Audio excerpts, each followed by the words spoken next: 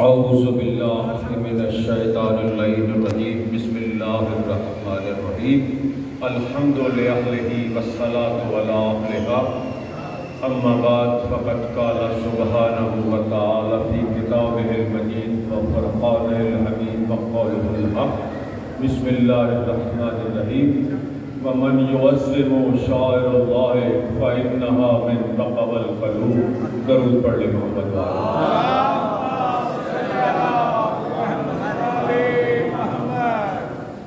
حضرات گرامی قدر، صاحبان فہم و فراست، عزاداران جناب سیدہ سلام اللہ علیہ اور معزز مہمانان گرامی، یقیناً دامن وقت میں وسعت نہیں ہے کہ کوئی طویل گفتگو کی جا سکے۔ سورہ حج سے ایک مختصر سی آیت آپ کی سماعتوں کے لیے ہدیہ کی ہے۔ وَمَنْ يُعَظِّمُ شَعَائِرَ اللَّهِ فَإِنَّهَا مِن تَقْوَى الْقُلُوبِ۔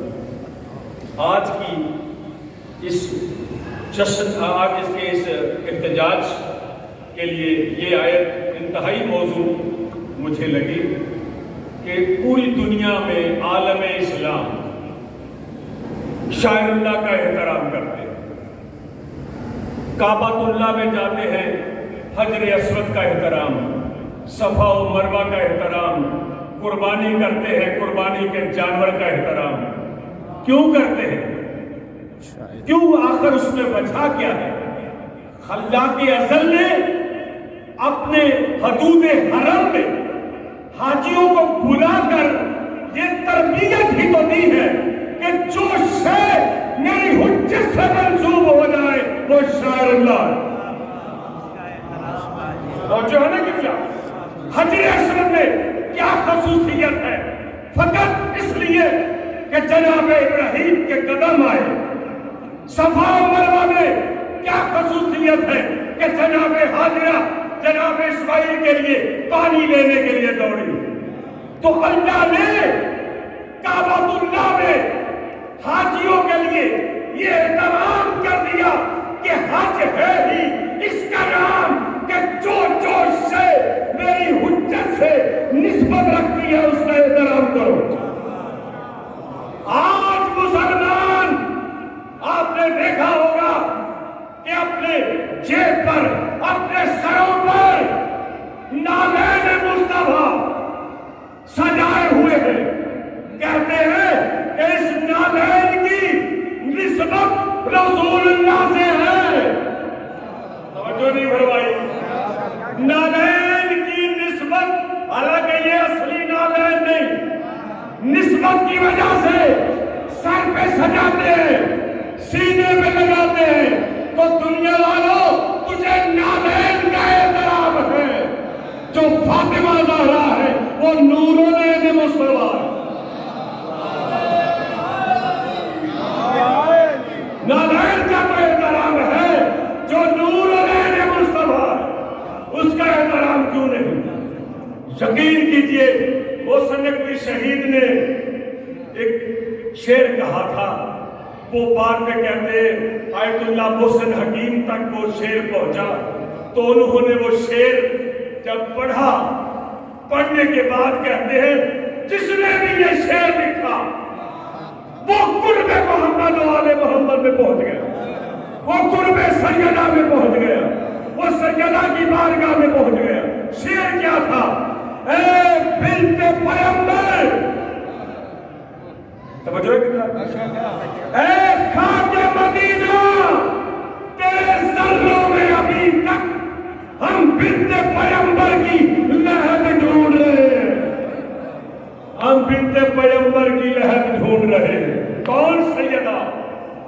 یہ عاشقان رسول، یہ محبان رسول، جو رسول کے عاشق ہیں، وہ دیکھے تو صحیح، وَإِذَا دَخَلَتْ فاطمہ، جب بھی فاطمہ آتی، قام علیہا رسول اللہ، رسول اٹھ کے کھڑے ہو جاتے،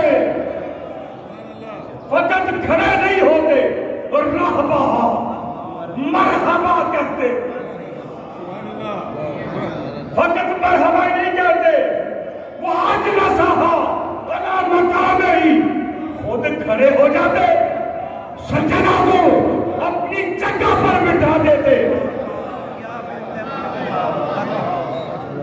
फकत यही नहीं, उठ गए, खड़े हो गए, बिठा दिया, बल्कि इससे भी बड़ी मंजिल ये है कि जब तक सैयदा खड़ी बैठी रहती, रसूल खड़े रहते।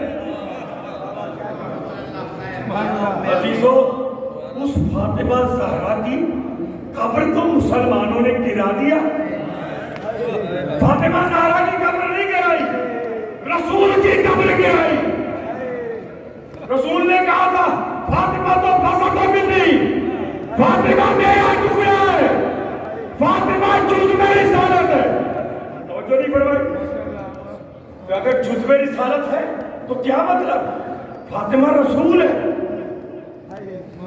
फातिमा मेरा जुज़ है, मोहम्मद का जुज़ नहीं, रिसालत का जुज़ है। फातिमा की कब्र नहीं गिराई, रसूल की कब्र गिराई। फातिमा तो उम्मे अबीहा, फातिमा मेरी माँ है, तो फातिमा की कब्र नहीं गिराई, रसूल की माँ की कब्र गिराई। 40 कब्रें मेरे मौला ने बनाई। कभी सोचा 40 कब्रें क्यों बनाई? अल्लामा नासिर अब्बास शहीद बीबी पाक दामन मजलिस पढ़ रहे थे, उन्होंने कहा कि मौला अली ने 40 कब्रें बनाई, तो एक बुजुर्ग उठ के खड़े हो गए, अल्लामा साहब इसकी वजह तो बताएं, 40 कब्रें क्यों बनाई? 40 कब्रें क्यों बनाई? सुनेंगे अल्लामा नासिर शहीद ने क्या जवाब दिया। खुदा की कसम कहराम मच गया उस मजलिस में। एक बुजुर्ग ने उठ के कहा, अल्लामा साहब ये तो बताते हो कि 40 कब्रें बनाई, आखिर क्यों बनाई? सुनेंगे अल्लामा नासिर शहीद ने क्या कहा। अल्लामा नासिर शहीद ने कहा 40 कब्रें इसलिए बनाई कि अली को फातिमा ज़हरा की कब्र के बारे में कोई खतरा था जो हुसैन को करबला में अली असगर की कब्र का खतरा, अली असगर की कब्र का खतरा था। जिस तरह अली असगर की कब्र खोदी गई, इसीलिए 40 कब्रें बनाई कि फातिमा ज़हरा की कब्र भी ऐसे ना खोदी जाए। अज़ादारों, ये जन्नतुल बकी कोई कब्रिस्तान है? कब्रिस्तान नहीं, जिंदान है। और कभी कब्रों को ताले लगे देखे, कभी कब्रिस्तान को ताले लगे देखे। मोमिन जाते हैं, इशारों से बताते हैं ये वो जो पत्थरों का ढेर है, वही फातिमा ज़हरा की कब्र है, वही फातिमा ज़हरा की कब्र है। अज़ादारों, बस एक जुमला कह के इजाजत चाहता हूँ। अल्लामा नासिर शहीद का ही ये जुमला है, कहते हैं कि हम वहाँ जन्नतुल बकी की ज़ियारत को गए तो हमारी निगाहें, हमारी नजरें सैयदा की कब्र पे थी। कह रहे इतने में जाते जाते पीछे से चीख की आवाज सुनी, किसी चीख की आवाज सुनी, तो हमने मुड़ के देखा तो एक ईरानी ज़ाहिर रसूल के रोज़े